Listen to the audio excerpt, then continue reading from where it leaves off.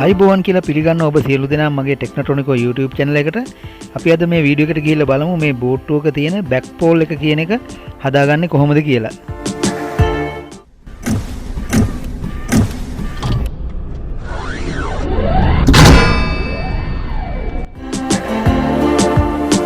ඔව් දැන් මේ ඔයාලට පේන බොක්ස් එක වගේ කෑල්ල පිටිපස්සේ ගනල් එකට සම්බන්ධ වෙන ඒ කෑල්ල හදාගන්න මේ අවශ්‍ය කෑල්ල ටික තමයි මම දැන් මේ කපා ගන්න හදන්නේ.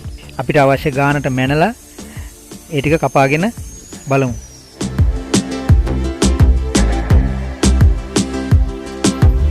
මේක මම හදන්න යන්නේ මිලිමීටර් 5ක් ඝනකම ස්ටේන්ලස් ස්ටීල් ෆ්ලැට් බාර් එකකින් තමයි මම දැන් මේකට කෑලි කපා ගන්නේ.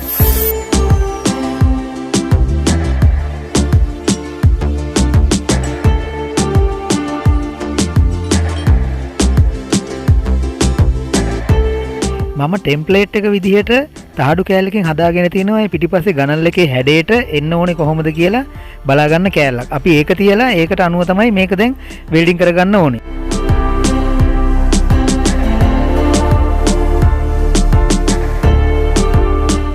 ඒක වෙල්ඩින් කරගන්න යන්නේ මේ ටිග් වෙල්ඩින් කියන වෙල්ඩින් ක්‍රමය පාවිච්චි කරලා. මේකට පාවිච්චි කරන්නේ ආගන් කියන නිෂ්ක්‍රීය ගෑස් වර්ගය. මේ ක්‍රමයෙන් අපිට සාමාන්‍ය යකඩ සුදු යකඩ ඇලුමිනියම් තඹ පිත්තල ඒ වගේ ගොඩක් පෑසුම් කරගන්න පුළුවන්. මේ තියෙන්නේ ඔටෝ ඩාර්ක් හෙල්මට් එක. මේකේ පළල පැත්තට අපි තව පොඩි කෑල්ලක් දිගට කෑල්ල පාස ගන්නවා. ඒක අර නැම්මක් එනවනේ. මේ නැම්මේ හැඩය ගන්න ඕන හින්දා පොඩි පටියක් කපලා ඒකට පාස ගන්නවා.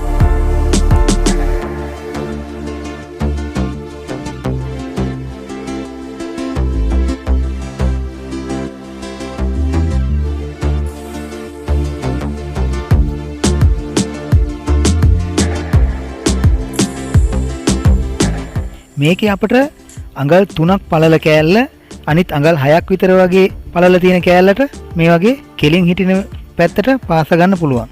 මේ පැත්තේ අංශක 90ට පොඩ්ඩක් අඩුවෙන් හැඩයක් තමයි මේ පැත්තේ තියෙන්නේ.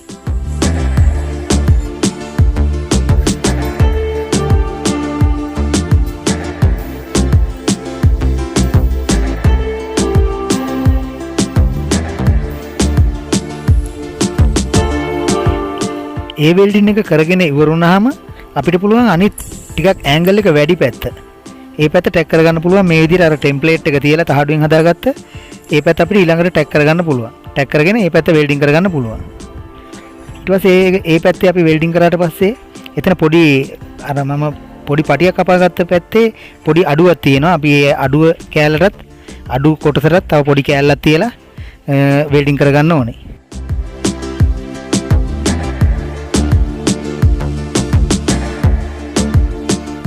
දැන් ඇන්ගල් ග්‍රයින්ඩර් එකක් අරගෙන අඟල් 4 එකක් තමයි මං ගාව තියෙන්නේ. අඟල් 4 කටින් වීල් එකක් දාලා අපිට අර මුළු 4 අංශක 90ට තියෙන මුළු 4 අපි පොඩ්ඩක් රවුන්ඩ් කරගන්නවා. ලස්සනට හිටින විදිහට රවුන්ඩ් කරගන්නවා කපලා මේ විදිහට. ආපහු මම මේක අර කපපු තැන්වල ග්‍රයින්ඩර් වීල් එකක් දාලා ඒ තැන් හොඳට ආපහු ග්‍රයින්ඩ් කරගන්නවා පොඩ්ඩක්.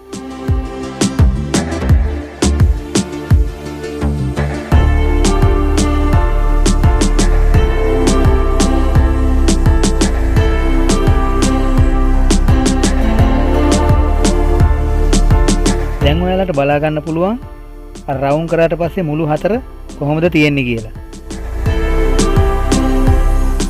ආපහු මම දැන් මේක හැදුවට පස්සේ තියෙන දාර ටික තියෙනවනේ. ඒ දාර හැම දාරයක්ම අපි ටිකක් ග්‍රයින්ඩ් කරලා කැපෙන මුවාත විදිය තියෙන වගේ තියෙන ටික අයින් කරලා මේ වගේ ඇන්ගල් එකකට ග්‍රයින්ඩ් කරගන්නවා. ඊට පස්සේ මම මේක පිළිවෙලට නොම්බර 80 නොම්බර 120 නොම්බර 240 නොම්බර 400 නොම්බර 600 යන නම්බර වලින් අරගෙන SMT සෑන්ඩින් වීල් එකෙන් අපිට පුළුවන් ග්‍රයින්ඩ් කරගන්න. ග්‍රයින්ඩ් කරාට පස්සේ අපිට මෙන්න මේ වගේ නිමාවක් බලා ගන්න පුළුවන්.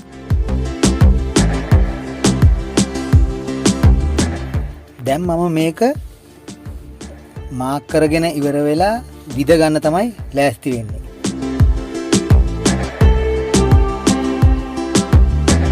ඉස්සරළම විදින්න යන්නේ අඟල් 1යි කාල සුදු යකඩ ස්ටේන්ලස් ස්ටීල් පයිපේ බහින විදියට සිදුරක් හදා ගන්න යනවා අඟල් 1යි කාල මිලිමීටර් 32.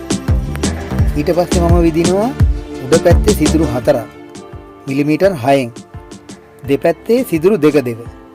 ඒක අර ස්ක්‍රූ වැටෙන විදිහට ඒකේ හෙඩ් එක බලලා ඒකේ ඔළුව ස්ක්‍රූ එකේ ඔළුව බලලා ඒකට ටේපර් කරගෙන ඒකේ සපරම ගහගෙන ඒක වැටෙන ගානට ලස්සනට මේ විදිහට විද ගන්නවා.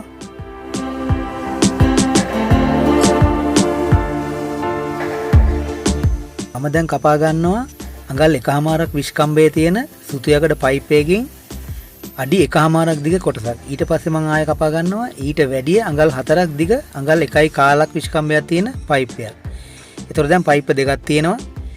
අඟල් 1යි කාලේ පයිප්පේ පොඩ්ඩක් එක පැත්තකින් වැඩියෙන් එළියට එනවා. අඟල් 4ක් වැඩියෙන් කපපු නිසා. මම ඒක කියන්නම් ඇයි එහෙම කපා ගත්තේ කියලා. ඊට පස්සේ අපි මේක එක පැත්තක් වෙල්ඩින් කරගන්නවා මේ විදිහට පාස ගන්නවා. ඊට පස්සේ ඒ පාසපු පැත්ත ආපහු අපි ඒක වහ ගන්නවා. මිලිමීටර් 3ක් ඝනකම ප්ලේට් එකක් මම කපලා ඒකට තියලා පාස ගන්නවා. පාසලා ඒක රවුම කපලා ඉවරලා රවුමට කපලා ඒක නැවත සම්පූර්ණයෙන්ම වටේම වෙල්ඩින් කරගන්නවා.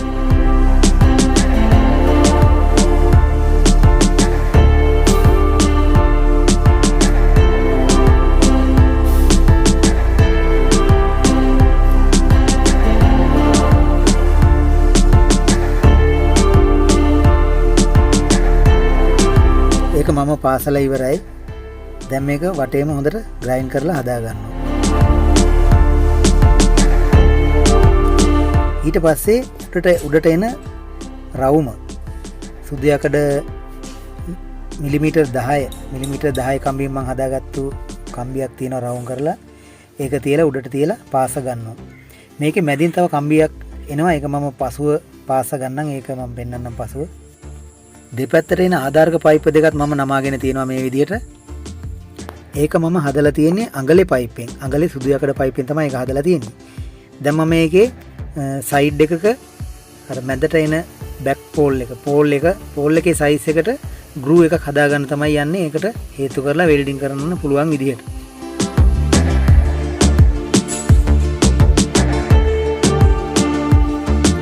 මම මේ නැම්මත් එක්ක තියෙන කෑල්ල පෙට්ටිය වගේ කෑල්ල දැන් මේකට තියලා මාක් කරගන්න තමයි යන්නේ සිදුරු ටික විද ගන්න. ඔයාලට පේනවා මම එක පැත්තක් අඟල් 4ක් වැඩියෙන් ගත්ත ටික. ඒ ටික දැන් ඒ ටික විතරයි අර කොටසෙන් ඇතුළට යන්නේ. අනිත් ටික වැදිලා නතර වෙනවා. මේ අඟලේ සපෝට් පයිප් වල දෙපැත්තට දාන එකේ මම දෙපැත්තට මිලිමීටර් 10 බෝල් දෙකක් පාසගෙන තියෙනවා. සිදුරු කරාට පස්සේ ඇතුළට දාලා වොෂර් එකක් දාලා නට් එකක් දාලා තද කරගන්න පුළුවන් විදියට. දැන් මම මාක් කරගත්ත සිදුරු ටික සියලුම සිදුරු ටික විද ගන්න තමයි හදන්නේ.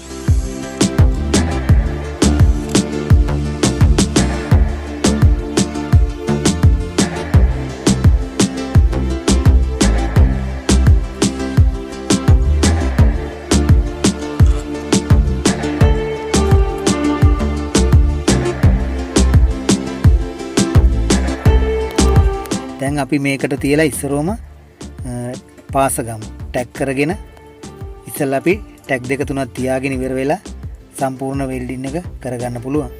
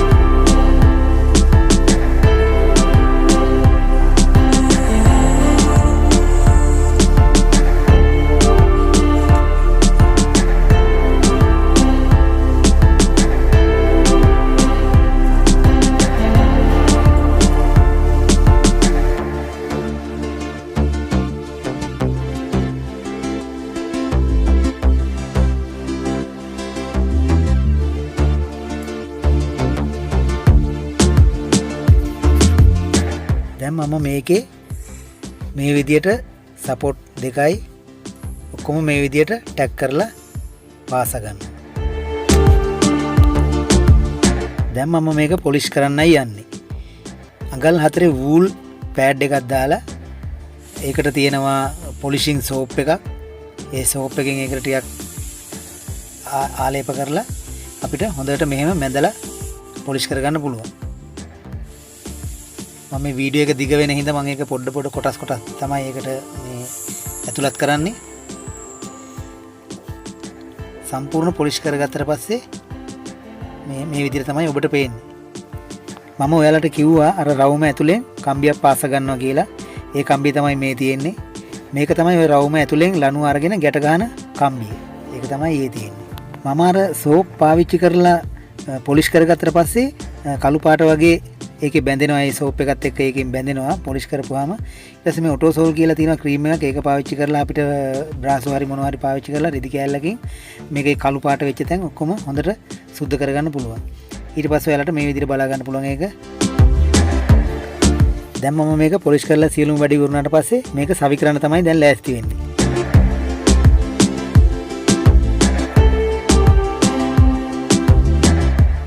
මේක සවි කරනකොට අපිට සිලිකන් වර්ගයක් මොනවා හරි පාවිච්චි කරන්න පුළුවන්. මම පාවිච්චි කරන්නේ Sikaplex 552 කියන එක. මේක ඇත්තටම දාන්නේ ඇතුළට වතුර කාන්දු වෙන එක නවත්තන්න.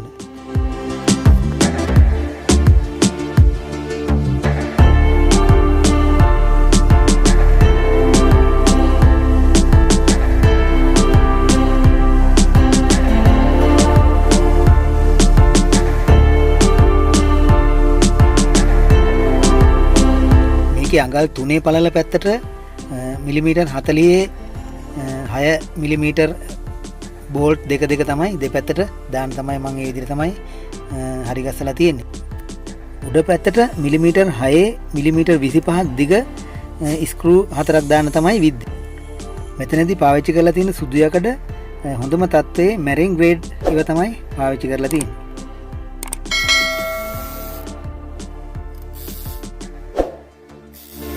ඇන ටික හොඳට තද කරගන්න ඕන.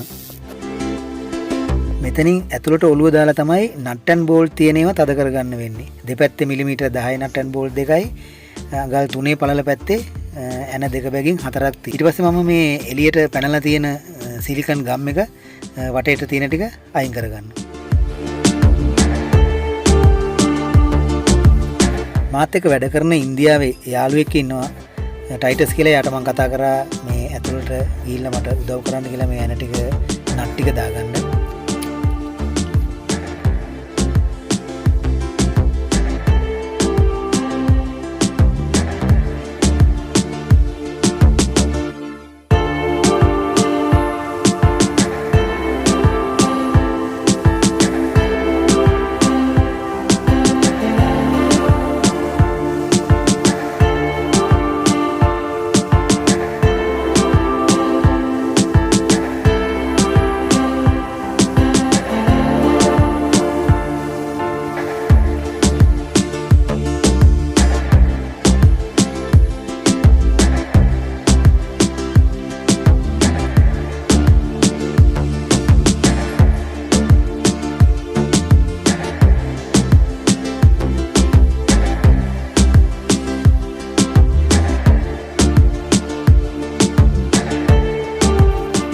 දැන් සවි කරලා ඔක්කොම වැඩ ටික ඉවරයි. දැන් ඔයාලට බලා ගන්න පුළුවන් ලස්සනට තියෙනවා.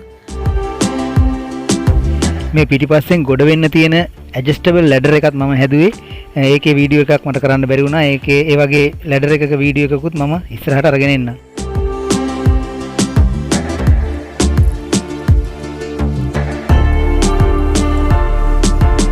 ඇත්තට මේක ඔයාලට මේකෙන් මේ වීඩියෝ එක බලලා මොනවාරි ඉගෙන ගන්න පුළුවන් වුණා නම් වීඩියෝ එක හොඳයි කියලා හිතෙනවා නම් මාව subscribe කරන්න, share කරන්න, comment කරන්න, like කරන්න.